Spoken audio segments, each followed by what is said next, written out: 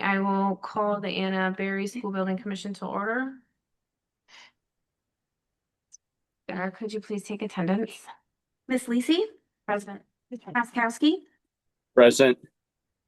Mr. Boron, Here. Mr. Chapdelaine, Here. Mr. Clark, Here. Miss Katie Collins-Kalba, Here. Mr. Gerard, Miss Lambert, Here. Miss LaFlamme, Mr. Morneau, Turn the lights off. Miss Roman, Here. Mr. Sarnelli, Dr. Ware, He's in the hallway. He's in the hallway. He's about to come in. Dr. Ware. Dr. Ware,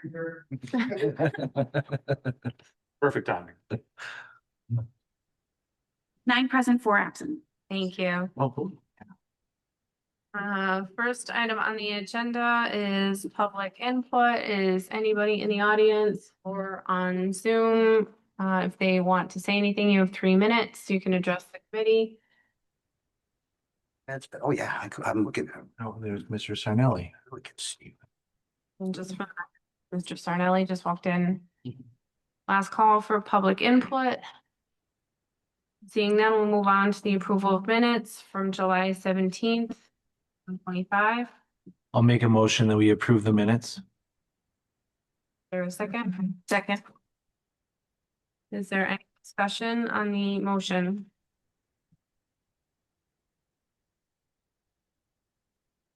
Seeing none, Sarah, please take roll. Miss Lisi, Yes. Mr. Kaskowski, yes. Mr. Boron, Yes. Mr. Chapdelaine, Yes. Clark, Mr. Clark, sorry, Yes. Miss Collins-Kalba, Yes. Miss Lambert, Yes. Roman, Yes. Mr. Sarnelli, Abstain.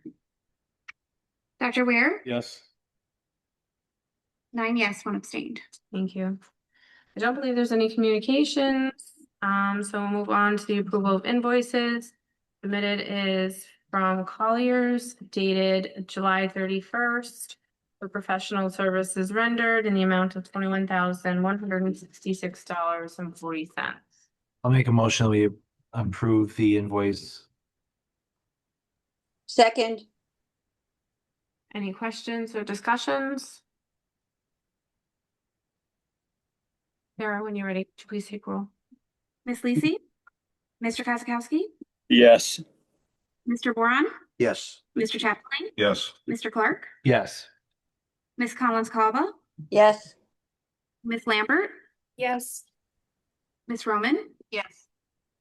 Mr. Sarnelli, Yes. Dr. Ware, Yes. 10 yes. Thank you. Next item on the agenda is the OPM update. I will turn it over to Alan and Adam. Thank you very much. So I'll just give a schedule update. So since we met last, the submission of the PDP, which is the preliminary design program submission, went off to the MSBA. That was submitted on July 23rd. That is just a reminder, that's all 12 options that we went through last time. The educational plan, all the engineering documents, all that full package went off to the MSBA. They sent us back some initial comments, and we're still waiting for the final comments to come through on that from the MSBA. Our next submission is for the preferred schematic report, the PSR, and that is scheduled for October 23rd. So that is going to be narrowing down those 12 options to a preferred option. So that's going to be this group's goal, is to really go through those options, narrow it down until we have a preferred option that we could submit to the MSBA and our reasoning why. So again, that's on October 23rd. I know it seems like a long way away, but there's a lot of work to get done in between. So we'll have to make sure that we just keep on top of that.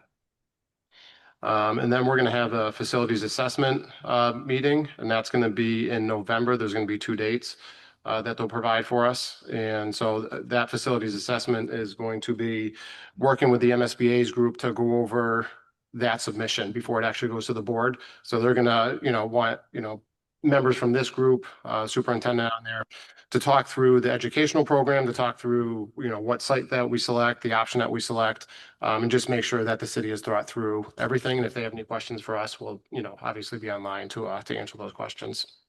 But that's a precursor to the MSBA board meeting. So if we get through the FAS meeting with, no real big issues and it goes on to the board, that's usually a pretty, what would you say? It's, they agree with what the staff has put together, so that Right. if the staff has looked at it and scrutinized it, the board of directors would pretty much rubber stamp.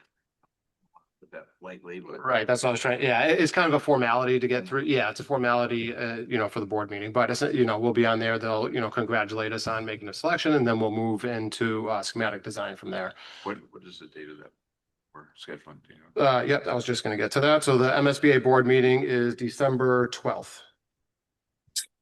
So you're saying to review the options before the October 23rd Anna Berry School Building Commission meeting. Correct. So Okay. we'll go through all those options. We're gonna narrow those down. And eventually this group is gonna come to a preferred solution, which is, a single solution that we want to go with. And there'll be a vote on that. Mhm. And then from there, that'll be part of that submission to the MSBA saying, this is their preferred solution, our reasonings why. This is how it fits within the educational plan and fits within the city's plan. Okay. And that's, and from there, we move into schematic design where we, move that design and, further, and we're moving along that single design. So that's where we are currently, and that's where we're going to be basically through the end of this year. Any questions on schedule? Is the PowerPoint that you all went through last meeting, is that on the website as of now? I don't know if it is. I don't know if that's. Okay, because it had a lot of rich information that I think would be important for us to go through, and so if that could be emailed out to us, that would be helpful. We can do that. I thought we I did that. thought we did email the presentation to the full The link committee on the to- last the one. link to the whole the 1,000-page document. That was one to there, everybody? But Okay. I don't remember seeing the PowerPoint. It's entirely possible it was there and I completely missed it, given the 1,000-page. But Yeah. yeah, So- I'll take a so- look and I'll email you if it's not there. Or I can just send it. That's fine. I can send it to people again. If you already have it, just ignore it. It'll probably come through, because the file size is large for the presentation. It'll come through our office uses Newforma. So if you see something from Newforma and not from Bird or Calum Beanick, that's what it is. I think it says. Yeah, that was. Yeah, it's fine. Okay. Yeah. Adam, do you have anything else? Nope. Great. I'm gonna move on to the designer update, so I'll turn it over to Bert. Okay, so I'll start just by saying about the selection of your preferred option. Hopefully we can come to an agreement on what that's going to be by early September, because we still have a lot of work to do once we know that is what that option is going to be. So I'm trying to schedule a few meetings right now to figure out what the city's budget actually, what your appetite is, what the city can afford, and then based on that, we'll look at some other things. One of the things I'm going to bring to you next month or next meeting, which is not next month, it's in 2 weeks, is bringing the traffic study into the PSR phase, which is typically done in the schematic design phase. But I think that the traffic on Granby Road, based on community feedback, is a hot enough button that we want to study that now and be able to both give the community a response to their concerns, to let them know that we're looking at it, but also because it might impact how this committee votes one way or the other on a site, which has impact on what option we move forward with. So we're going to try to get all that information, or just what that would involve to you guys, so that you can formally tell us, yes, we think that's a good idea to do the study this phase. I didn't put it on the agenda tonight, so we're not going to ask for any kind of votes on that, but just to give you a heads up. Can I ask a question about traffic study? Will that be Masick Drive also? Because you're helping all those residents out by making a dead end there, so I think that would be a good point to make that's the traffic you're taking off Masick Drive. Yeah, so what it will study, and I've got questions out right now that I've copied Lee Pouliot on, is like, typically the traffic study studies the entrance to the school, basically in the immediate area right there. So it would certainly be a point in the study. I've asked Lee, are there other intersections? Like, is there a reason to extend the scope, the area of the study? If there's other intersections that we feel doubling the size of the amount of traffic coming to that site would impact. In my mind, I don't drive it every day, but I think that you've got the lights, heading towards Barry. And then there's that cutoff that goes to Columbia, I think, that goes over to Arnold's Meats. That's probably the most significant area that direction. And then the other direction, in my own experience, is probably when you get down to the bridge over to downtown at Springfield. So I don't know that there's a reason to extend it beyond just the immediate area there. But I did want to get feedback from planning to make sure that I'm thinking the right way on that. Also, I've asked them, which is not typical to the traffic study, is to give us some potential solutions. Usually the traffic study collects a lot of data and they tell us what the impact's going to be if we double the amount of cars coming here. And I think in this case, because of the community feedback, we'd have to say, yeah, we're validating your concerns because we're having actual engineers come in and study it and say, yes, you're right. It's not just a gut feeling that the neighbors have.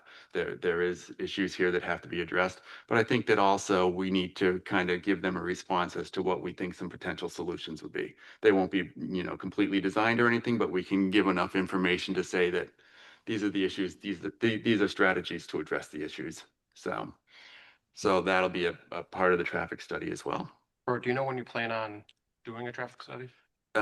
Yeah, I told them that I would need the study by the end of September. Okay. And that we can't start it until the kids come back. Right, that was gonna be my final. I was just gonna say. Yeah. Okay. That was one question I had. The second question was, do you think, including the immediate area of the current Berry school might be worthwhile, because there's the other side of it where neighbors in that community might say, well, what's going to be the impact to us if we take away all that traffic, and that might be worthwhile to collect as well.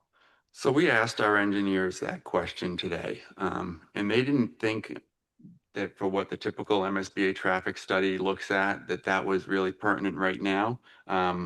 I do have a question that will come to this committee at the next meeting, is that if we end up at Barry, we have to do a traffic study at Barry. And really, to include Barry in it right now would basically double the cost of the study. So I'm trying to get a study done at this point, which may be the actual study, and we don't have any real impact on the fees or anything. But if we end up going to Barry, that's potentially a second study that our engineers will want to be paid for. Well, right now, the total complement of plans that the commission has to consider,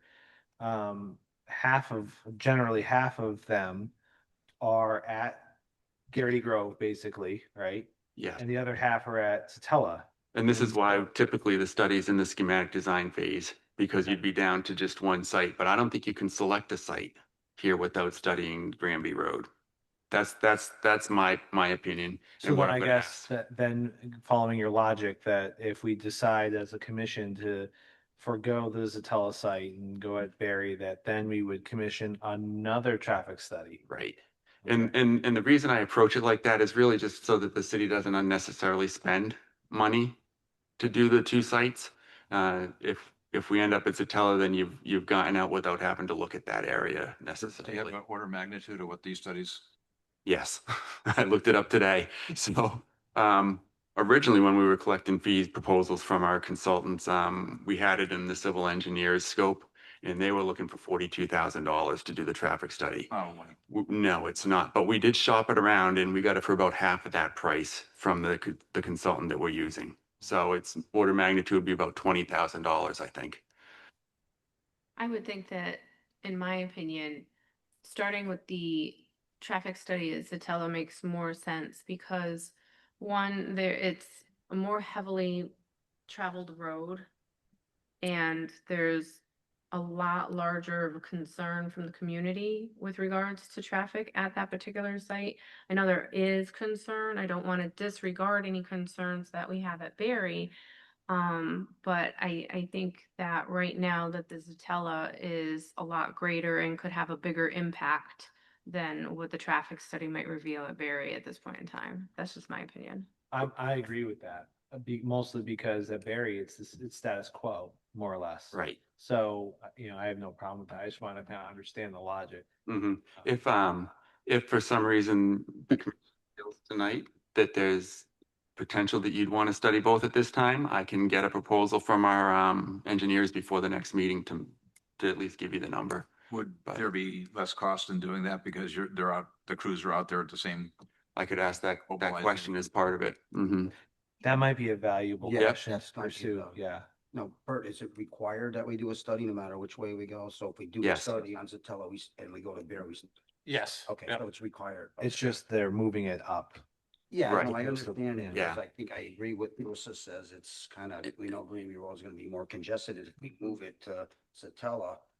We're dealing with the Satella Right. traffic now and the Yep. Berry traffic added to that. So Yep. they're gonna, kind of figure out how it's gonna Right. work. So MSBA is going to require a study on the site that we move Yeah. forward with. So Yeah, if you can come back to us at the next meeting, if you do both studies at the same time. I can do that. If there's a cheaper rate, Mhm. that might be something we could take in consideration, I would say. you guys don't know how my engineers work.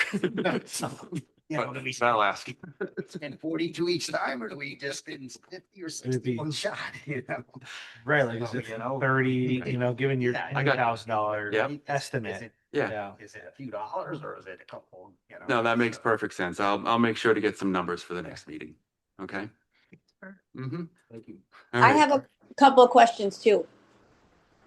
Sorry, it's Katie Collins Cowball. Couple of questions is, what is the extent of this study? Is it going to be like a full, Monday through Friday study, or is it just one day of the week?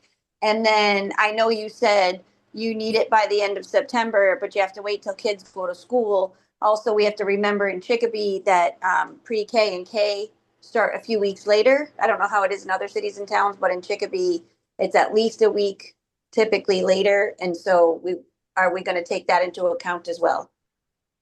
I think that a 1 week stagger wouldn't be any impact to our team, because I think the kids go back in August here, do they? No? 20. The 28th? Yeah, That's what I. preschool is later, I believe. Mm-hmm.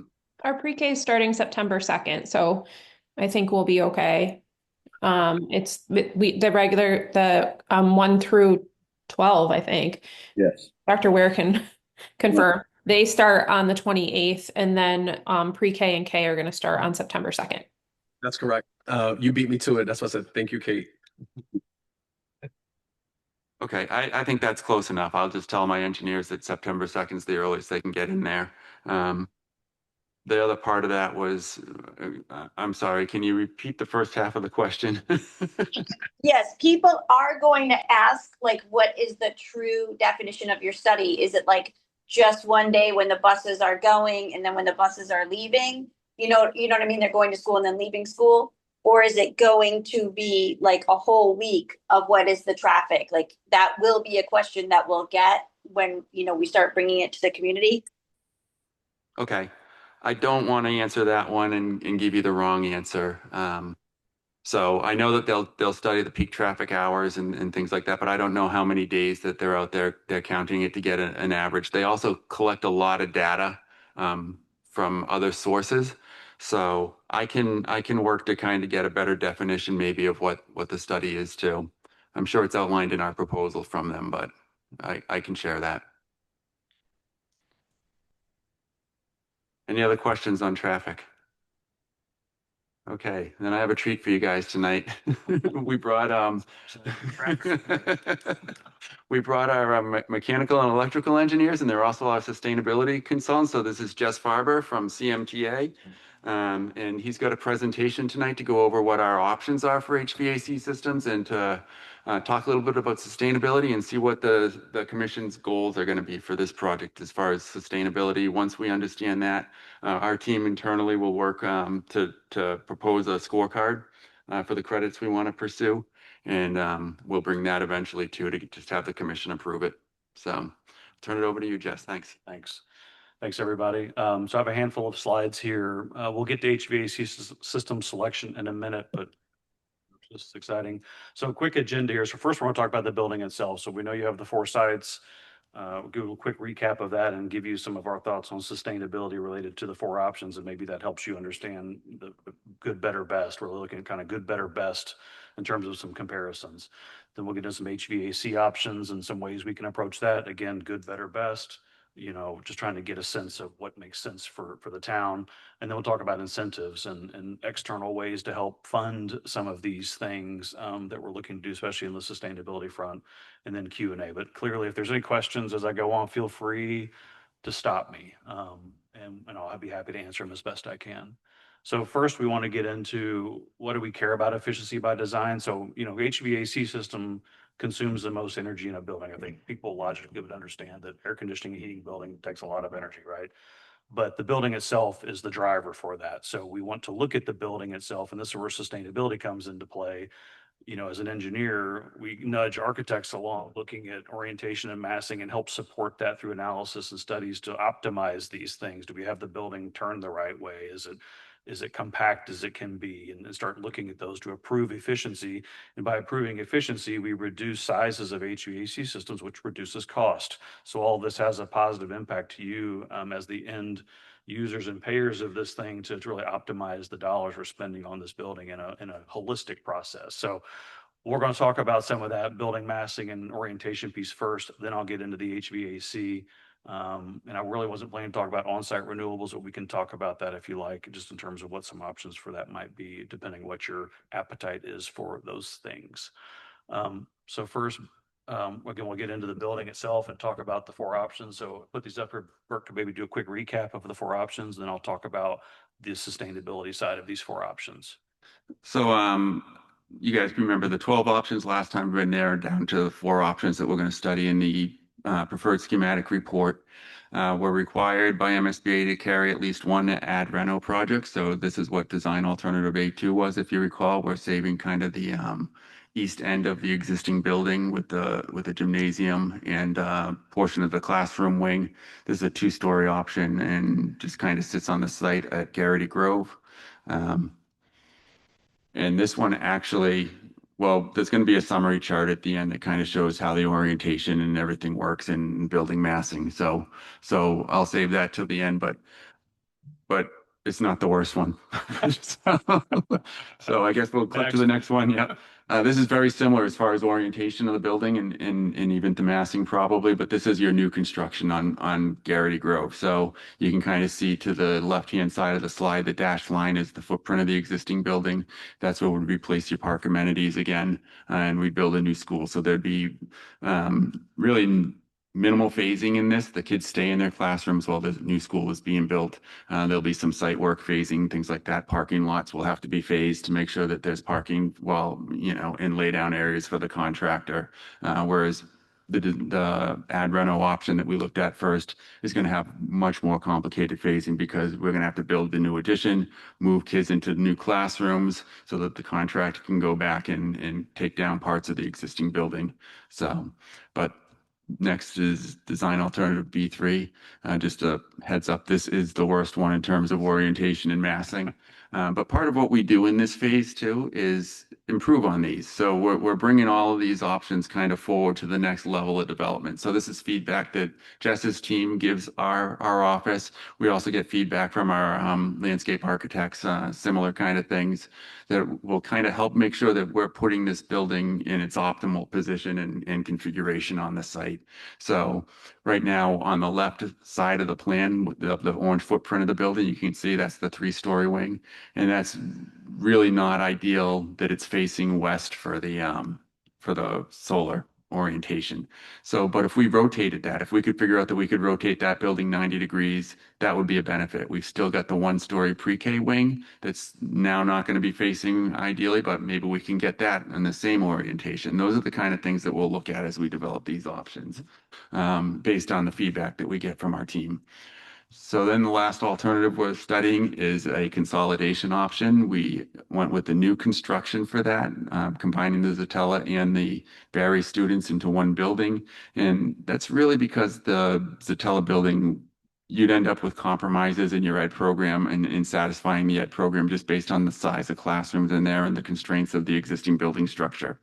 So if we're going to go through the expense of trying to accommodate both schools, we want to make sure that we're giving them the best absolute outcomes with the building to support the educational goals in the district. So good. So then That said, so we did kind of this good, better, best analysis across all four options. Again, there's flexibility within the options to tweak them, optimize them, which clearly we would do, depending, regardless of the option that we pick. You know, so when we look at the building orientation, that's how the building sits on the site relative to north-south. So basically what we want to do is make sure that the classrooms aren't facing east and west, because what happens when you do that is you have blinds there, the blinds are always closed. What's the point of putting windows in if your blinds are closed? We don't want to do that as designers, and it doesn't give you the best indoor learning environment for the students. So we want to rotate the building north-south plus or minus 10 degrees or whatever. So like Bert mentioned on the third option, that's easily rotatable within the footprint that's there. We would optimize that if you chose that to be the best like approach for that. So when you look at the sites, the new Barry site, A4, checks all the boxes in terms of it is in the current schemes. Again, I'm as an engineer playing architect here. This is us doing some analysis of those things. The orientation is the best. And then we look at building compactness. That's basically how tight is the building footprint, which is a cost factor, but also an efficiency factor. So the more compact the building, the less energy it will consume. So those go hand in hand. So if my building is off center and expansive, it'll use the most energy. So that just gives you a quick snapshot of you know the good, better, best of the four. It's not meant to sway you a certain way or another, but just to give you some more information so you understand what we're dealing with the four options. When we do add reno, we're not going to rotate the existing building, so we're stuck with what we have there. So we can't fix that, but the rest of it, the new construction, we have total control over and can optimize all of those things as we get into the design. As we get into the next steps, especially into schematic design, we would start to optimize those specific to the one building that we've chosen. So this is just a quick snapshot of those four options. Any questions on any of this? This is really kind of the summary of all of what we wanted to present here in terms of sustainability related to the program options we have here.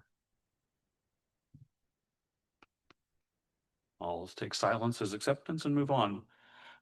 So the next topic is getting into HVAC options. So again, there's a million ways to do this. And we're kind of looking at kind of the range, the guardrails of what we think makes sense and what we see in the industry and what we see the market trends going towards. And incentives have a big play into that as well, that can help you make some decisions maybe you wouldn't have made otherwise. It always comes down to money. So we'll talk about that in the end, but I wanted to give you just a brief overview of how we do this. And again, we're not looking for decisions today. We're looking for just to give you an idea of good, better, best, what we think makes sense. We always want to have we want to push forward an option that gives you the best long-term results, but we also want to be sensitive and have an option that maybe is better on the first cost. And then we can meet in the middle, typically is how these things work. So again, now we get into HVAC. So in today's world, we're looking at fully electrified buildings. We don't have to do that. If you want natural gas in your buildings, we can do that. You lose a lot of incentives and stuff for that, but that's something that can be done. So we do want to talk through that a little bit and see what your appetite is for that. So I'm going to talk about the electrification because that is what we see in the market, especially in Massachusetts with the MSBA heavily incentivizes this. You aren't Mass Save eligible, but your local utility still does have incentives for it, which I'll talk about here in the end. But when you look at electrification of HVAC, there's really two fundamental ways to do it. You either do it with air source technology or ground source technology or somewhere in between. So we're either going to use the air to pull heat out of in the winter, or we're going to pull the heat out of the ground in the winter and the opposite of that in the summertime, or there's a range of in between that we can do that. And those are all electric heat pump options, is what that would look like. And so when we get into the options we think make sense for a building like this, again, I don't want to get excessively technical tonight, but there's what we see a lot of in school design is air source heat pumps is a centralized system that's probably fairly conventional with fan coils in classrooms. And it's a pretty simple system, but it uses air source technology to heat and cool. And I'll talk about the pros and cons of what that means and why one's better than the other here in a minute. The second option is a variable refrigerant flow system. We call it VRF. It's another way to do it. Some people hate it. Some people love it. But it's on the table always for discussion. It has its pros and cons that come with it. And then we look at distributed ground source heat pumps. So this is what we see a lot in K-12 schools in terms of heating and cooling a building using the ground as our heat exchanger. And then we can do traditional systems. So if you say we don't want any of this electric nonsense, we want chillers and boilers, we can do that too. So that's an option that we can consider. So it really comes down to, you know, what the town itself is looking to do from a sustainability front. So that's kind of and there's other options within all of this that we can fine tune and refine. And Scott, we could probably talk later about the details of this, but that's kind of what we would propose as our first step of options. So then the other thing I wanted to show you is just a graphic representation of what this all means. So when we look at building design, we look at what we call energy use intensity. It's like miles per gallon for your car, except we want low numbers for buildings. We want the lowest number. So on the right-hand side of the screen, the lowest number is the most efficient system you can buy, and just so happens to be ground source heat pumps. The least efficient would be your conventional systems or your air source systems, because it takes more energy to work against the air than to work against the ground. It's just the way physics work. So I'm not trying to get too technical, but that's just basically the way it works. Or you have somewhere in between. So again, there's hybrids of this that can occur, and we want to pick somewhere in that range. So the purpose of this chart is to show you the further to the right that you go, there's more money out there that people want to help you pay for this stuff or help you reimburse you what you've paid for this. The MSBA wants you to do these things. We have, you know, incentives, local incentives from utility, like I mentioned, and we have also federal tax credits, which I'll talk about in a minute as well, that are still out there. And then as you go the opposite way on the chart, you know, with the less efficient, it costs more to operate and more to maintain. So those kind of go hand in hand. But then what you'll learn here is the further I go to the right, the more expensive the system becomes. Nothing comes for nothing, right? So that's just the way that it works. So cost goes that way. First cost is higher that way, but energy goes down that way at the same time. And you'll see there's a crossover payback between the lowest first cost system. And I'll talk about that in a minute as well. So again, just another graphic representation of how these systems work. So options 1, 2, and 3 are all electric. So we're using either the air or the ground as our heating and cooling sources to make that. Whereas option 4, you know, we have the nice little flame there to show natural gas for a boiler. So that's really the only alternative there. And then we have different ways we can do the actual heating and cooling of the space through distribution equipment. Again, we're not trying to make these decisions today. It just shows you a range of options. There's a million ways to do HVAC systems in buildings. So then people ask, okay, if we do ground source heat pumps, where do we put this well field? This well field takes up some real estate. It's not a small thing, right? So we did some preliminary studies on these 4 plans that Bert and James put together, just to get a sense of, you know, looking at rule of thumbs, what we think capacities might be. And so we highlighted in yellow where we think these well fields could go. So you can see it takes up some significant real estate to drill these. And these are closed loop wells. They're not open to the water. They're not pulling water in and out of aquifers. It's a closed loop heat exchanger, and they're all circuited together and go back into the building. We're just moving water in and out of the building and creating that as our heat exchanger, but it takes up some real estate. So for instance, just looking at the option on the top left, we need 80 vertical wells. These vertical wells are about 500 to 600 feet deep. And we interconnect them and get them back to the building. So that takes up a footprint about 200 feet by 160 feet. And it just so happens to fit in that wedge, more or less. And so each one has its own thing. So the bottom right-hand option is significantly larger because that building has a much larger footprint because of the alternative program being brought into that program. So it needs 110 wells because it's a significantly larger building than the other 3 options. That's why you're seeing it kind of shoehorn around the front of the building there, okay? Does that make sense to everybody? Can I ask a question? Certainly. What's the maintenance on a system like that? So the wells themselves don't have any maintenance. It's purely plastic. It's the piping that's used for that's the same that natural gas flows in. It's a plastic piping that's fusion welded. So it's pressure tested. The only issues we've seen with it is if somebody gets out with a backhoe and starts digging their parking lot up and pulls it up out of the ground. You can never happens. It never happens. We have run into we're doing a project in North Adams where we did a test well. And hit significant water, like I'm talking like Old Faithful kind of just massive amounts of water.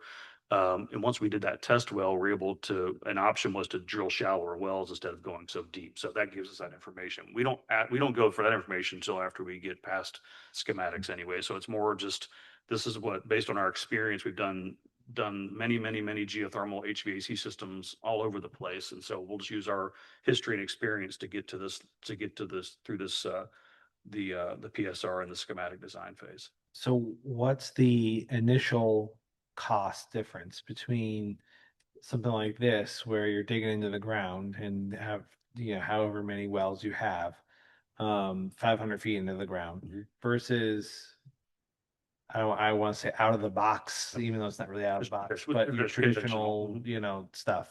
Yeah, I have a slide for that. So Okay. yeah, we'll get there in a minute. Yeah. Yep. But it, this geothermal is the premium system. It will cost the most. Geothermal, the wells themselves, we're seeing, I'm not sure what you guys have seen recently, but we're seeing $30,000 a well per well. It adds up, and we do 30,000 times 80, that's millions of dollars. We're doing 150 in Agawam right now, and it's just under 5 million. Yeah, so it's about the scale of it. You know, we have a project in the town of Hopkinton that we just drilled, or that we just bid, and those came in at like $25,000 well, because we had so many, so maybe the scale of it helped bring that price down, but yeah. But what's the long-term savings in, say, maintenance? Yeah, so I have a slide for that too. Yeah, well, I mean, yeah. so you're gonna get paid back. Yeah, it pays back, right? It's the premium investment that has a return for you over time. So let me just get to, well, let me go through this real quick. I do have a slide that shows all that. That kind of gives you the punchlines at the end. So, so we just did this quick, good, better, best. I think the green, yellow, red gives you a visual indication of what we consider the pros and cons, just at a super high level. I mean, yellow isn't bad, it's just not the best, right? So green is going to be the best energy, the best rebates, the simplest to maintain and operate. It'll be easiest to treat acoustically and aesthetically, because it's all underground. We'll have the best life cycle cost, and we'll have, good on-site emissions implications, but it comes at a premium. And so you can start to balance these things. So it's really, what's the best fit for the project, for the town? And that's just kind of a visual indication of what we're looking at here. So let me get into the incentives part, and that will get to the cost part that you're asking about as I set this up a little bit. So when we talk about, since there is such a huge premium, we want to look at where people can help you pay for this, so you don't have to pay for all of it yourself. So that's what the incentives are out there for. So the MSBA is the number one helper of that. So obviously you have whatever your reimbursement rate will be from them. It is what it is. They will add 3% to that if you choose to use what we call the opt-in specialized code. Basically says, go all electric, do all those things we talked about. We'll give you an extra 3% reimbursement, which is going to be about $3 to $4 million of additional reimbursement you would get based on, depends on what this budget ends up being, but based on some numbers Bert and I talked about last week, you'd be looking at that additional reimbursement. You still have to come up with the money to pay for this thing, but they would reimburse you that additional amount. And we'll fine tune those numbers once we get into, once we pick the preferred option.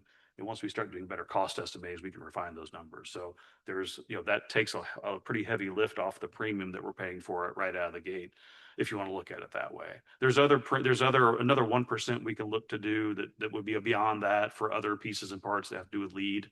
And I'm not going to get into that tonight, but it's out there, and we'll track that as we develop this further.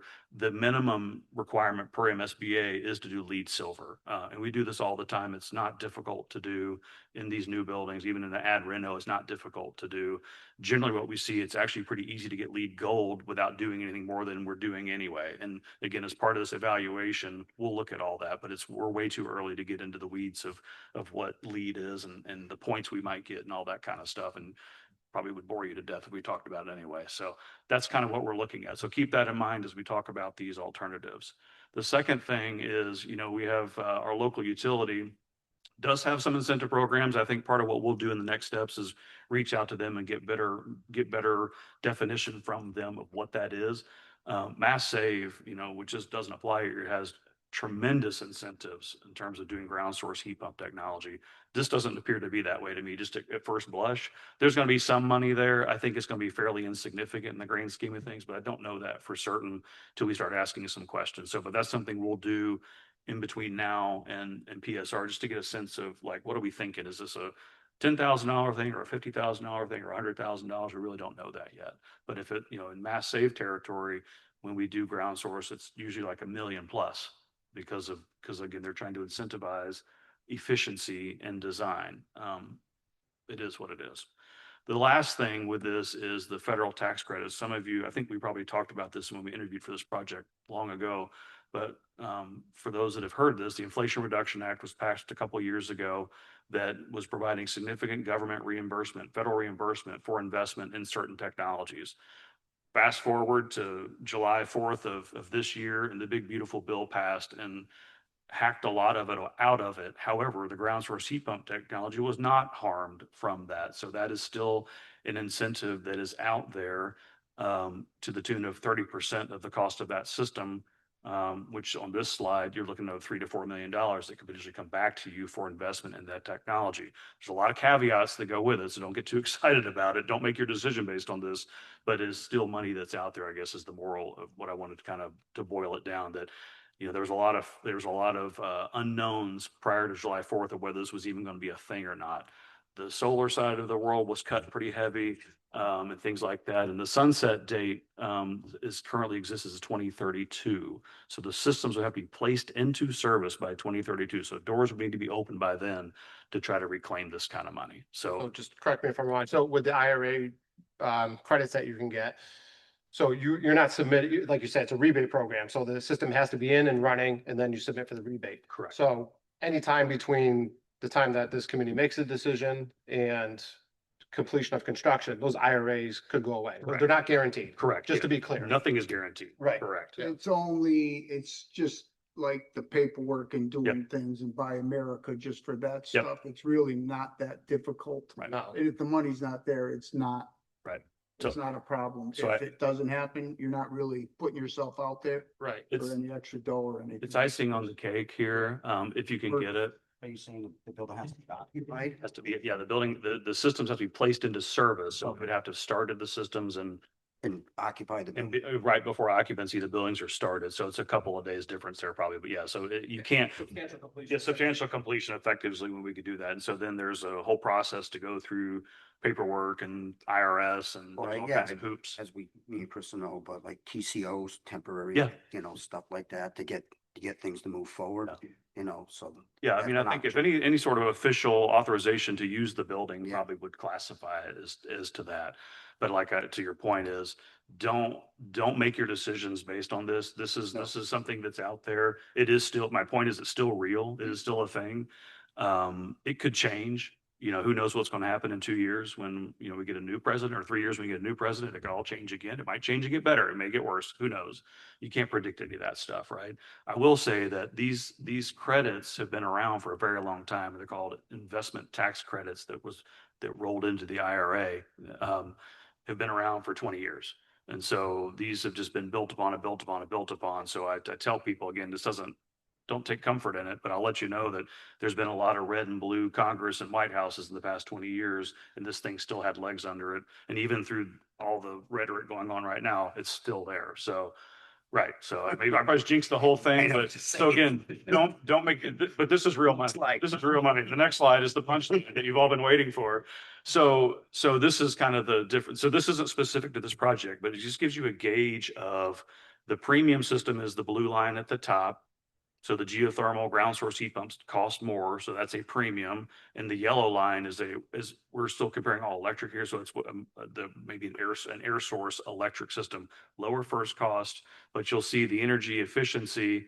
So forget the sharp blue line drop, but if you look at the dashed lines, the dashed blue line and dashed yellow line cross at say year 12 or 13 or something like that, that's the payback. So effectively, the energy efficiency and operation and maintenance of that system would pay for itself in 12 to 13 years. Everything else beyond that's in your favor in terms of savings that you would see.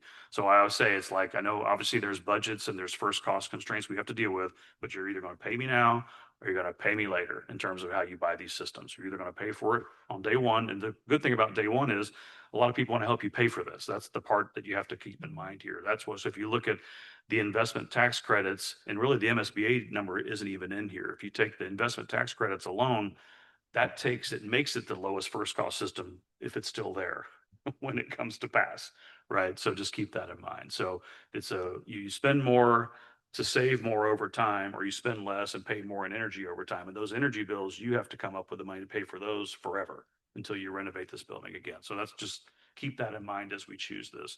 So as part of what we do in the next step is we carry 2 or 3 options into this next step so we can get better estimates on it. We'll always look at a ground source system because it costs the most, and we'll look at an air source system because it costs the least, and we'll try to find some happy medium in between that makes most sense to get you, again, I think Bert's point, what is the city what do they want to afford in this building, and how does this decision fit into that bigger decision. It's kind of a subset to all of that, but it is, when you look at cost of construction, the MEP is a significant percentage of the total budget. So you have to start thinking about these things now, because it does have an impact on the decisions you make as this thing moves forward. Now, what about the average lifespan of these different systems? So those will be factored in. This is a much simplified version, but we would look at replacement costs at some portion of time. So, for instance, for a ground source heat pump system, the actual wells that are in the ground, that pipe has a 50-year warranty. So that's not going anywhere, provided no one digs it up.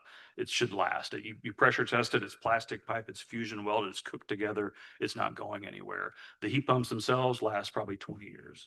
So when you look at replacements of ground source, you're just replacing some interior pieces, not the whole thing. If I go traditional, or whether it's air source or whether it's chiller boiler, all those central plants have to be replaced, plus the distribution equipment. Right. So you're going to see, again, there'll be some additional benefit you would see in the future, having less replacement cost to deal with a ground source system than you would with more traditional systems. Right. And part of our next steps will be to better refine these numbers to give you better details of what all that means at a much higher level than this is this kind of gives you a primer of what we're talking about. Am I correct in assuming that a traditional chiller boiler system is not presented on this chart here? Correct.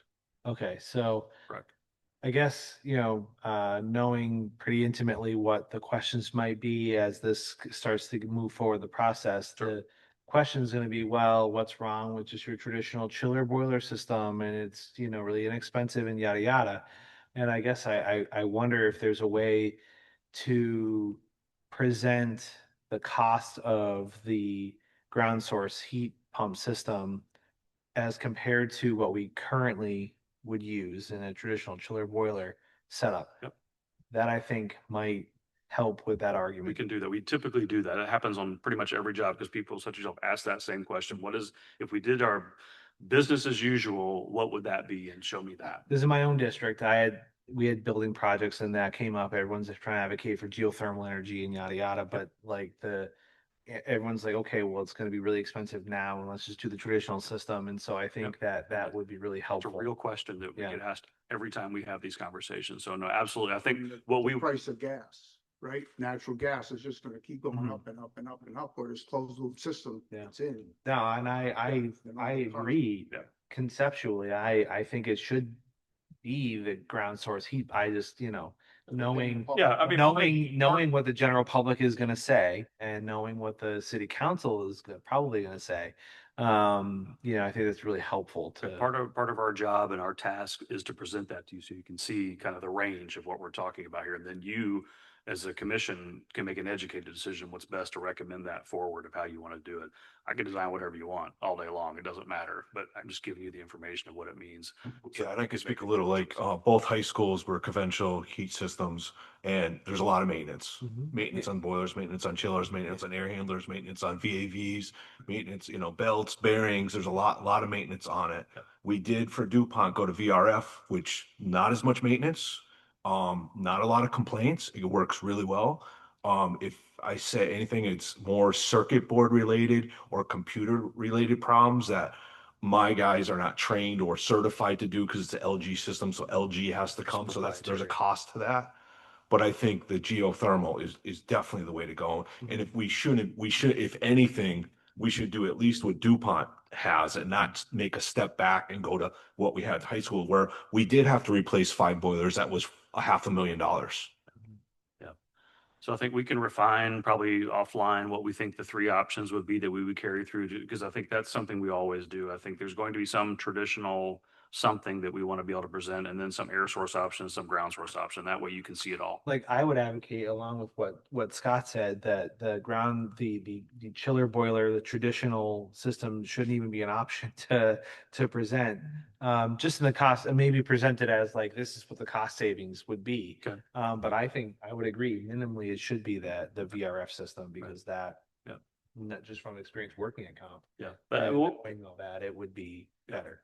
Yeah, no, we can refine that and come up with what makes the most sense. And I think, and then we would then take that as we get into looking at, you know, the preferred once we just know the preferred option, we can actually deep dive into how we would apply that. We can still carry those to that level. We don't have to make that decision again, even for the next step. We just want to have this range of options that we can start to narrate and get estimates together for, so we can understand the range of cost and options. So that'd be it's part of our due diligence in this process.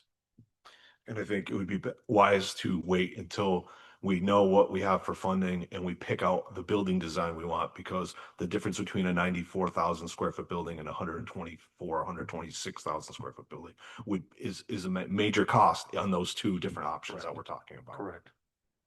But we see VRF a lot. I mean, we do the thing we're hearing now with VRF systems, especially with refrigerant has changed. Refrigerant technologies have changed, and we're forced into these new refrigerants that are different. I guess I'll just keep it simple tonight, that they're different.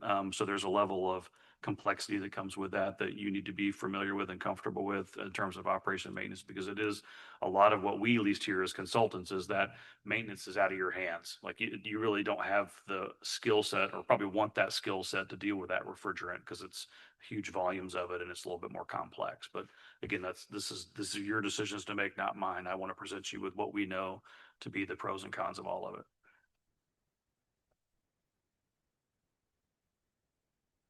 Any other questions, comments, concerns? We could talk about traffic some more if you want. Let's call some neighbors. That's done. I get enough of that. Never mind. Yes, I had one question regarding the existing building and thermal bridging and things like that, as far as, you know, energy savings and stretch codes and that type of thing. Are you looking at that as far as that extra cost that's going to take to that existing building to make that compliant We with will. today's code? We have not as of yet. Okay. Yeah, I think when we look at the ad reno, what that percentage of existing to do, it put a factor to that. You know, if we're, you know, you don't have to, the code doesn't make you update the envelope just to update it, but if we start touching it, then we have to do things, right? So if we put in new windows, we have to do it this way. If we touch walls, we have to do certain things. Right. We don't have to do any of it, right? So we can gauge. Would I suggest you do that? No, but you know, it may be that we're forced into some of those decisions. One of the things we're seeing in our other projects right now is the fact that any addition or remodel, because of the stretch code and because of, you know, putting insulation on a building and actually rewrapping it again, is driving that cost of that renovation up so high that a new building makes more sense than a renovated project now, which never was the case. Typically, 10, 15 years ago. Typically we're seeing insulation on inboard and outboard when you're looking at old buildings. And if somebody wants to go, we have a school in Connecticut that we did all of this stuff to, with the whole insulation envelope as well. We can take you down there and kick the tires. I don't know if you want to see it, happy to do that, or other locations here in Mass, we can do that as well if you'd like to see anything in detail. But yeah, that's definitely some factors that need to be thought about. We aren't there yet. Thank you. Sure. Nobody has any other questions? We'll move on to the district update. I'll turn it over to Dr. Ware. Say this. So I actually pulled up the email just that the MSBA sent us 2 days ago that Adam was speaking to. So they acknowledged receipt of the PDP and saying that they have some questions that will be forthcoming in a couple of days. So I'm staying tuned to my email and waiting for that email to pass through, because the MSBA does send their emails pretty quickly when they say they're going to send you something. And so that's pretty standard, I guess. You just consider where we're at in the process. The other thing is we're just putting it out to the public that we have the August 21st meeting, community meeting coming up at Berry School at 6 p.m. So that they can A, receive the update, B, probably continue with concerns and questions that we can field, and then go from there. So that's something that's coming up. And then I know that Bert, myself, my team, Adam, the other day met to discuss the 4 designs that we were speaking about this evening, but also also came out of that there are some next steps. So we have a meeting planned for tomorrow, and we also have some thoughts around the survey that we want to get out to the community and think about how to put that survey out there to really bring together the thoughts of the community about the project and where, if anything, in comparison to the sites between Berry and Satella. So that will be forthcoming as well. And I think I just wrote it down when we were talking, make sure I captured everything. Did I everything? Just making sure. Yeah, I don't want to take too much time. I just want to speak on that too. Dr. Ware touched on it and, you know, it was great to be part of that meeting. And, you know, we have architects and designers that work for the project. And you think that they're doing all this and coming up with this stuff because that's what they did at other schools. But that meeting we had in Dr. Ware's office, we were able as a team to say, we think this would work better here or move this here. And we basically kind of design the building to what we know as buildings and buildings we've all been in over the years, and people in other districts know what works better for that. So it was a good meeting, and I appreciate that input that all of us were able to have. That was a good meeting. Great. That's all. Thank you, Dr. Ware. Just to reiterate, yes, there is a community meeting that is scheduled for August 21st at 6 o'clock at Barry. The entire commission does not need to go. Myself, Dr. Ware, and Mayor will be there along with the OPM and Kaylin Beanick. We have to be careful because it's not a posted meeting. We can't have a quorum. I'll stay away. So that is next Thursday at Barry. We'll hope to gather some information, pass along the information that we do have so far from the PDP to the public. Our next meeting is scheduled for August 28th. I did reach out to the mayor to personally extend an invite to the August 28th meeting and then the 2 meetings that we do have scheduled in September. I also did reach out to the finance team here in Chicopee and invited the president of the city council to the meeting so we can discuss what the budget's going to look like, and just to get some input too from city council to see maybe which way they would like to see the project to go so that we can bring this information back to the committee so we can take all that into consideration when we're making our decisions moving forward. That's here Yes, in this room. yes, 5:30? Yeah. 5:30. Yeah, that's good, Corinne, August- because it's time to August get city 28th. council involved with this, and get the end of the game. You know, Well, we're at it. I didn't invite all of city council. I just invited the president. Yeah, no, not for the whole next- council, but just so he can spread it out. So we can get some feedback from him and, maybe he's already collected feedback. Maybe he can collect some feedback and get back to us. And again, the finance team to see, what we're looking at for a budget, because obviously that's going to be pretty huge. So again, next meeting scheduled August 28th, 5:30 here. Does anybody have anything else? I'll move to adjourn. Second that? Sarah, could you take roll call, please? Ms. Lisi, Yes. Mr. Kozakowski, Oh, I don't. I think he's trying to That's Mike's not- yeah, His mic's off. Yeah, Mr. Boron, yes. Mr. Chapdelaine, Yes. Mr. Clark, Yes. Ms. Collins Caldwell, Yes. Ms. Lambert, Yes. Yes, for me too. Stan. thank you. Ms. Roman, Yes. Mr. Sarnelli, Yes. Dr. Ware, Yes. Kenya. Thank you, everybody. Thank you. See you in, well, some of you I'll see in 1 week. Others I will see you in 2 weeks. Thank you.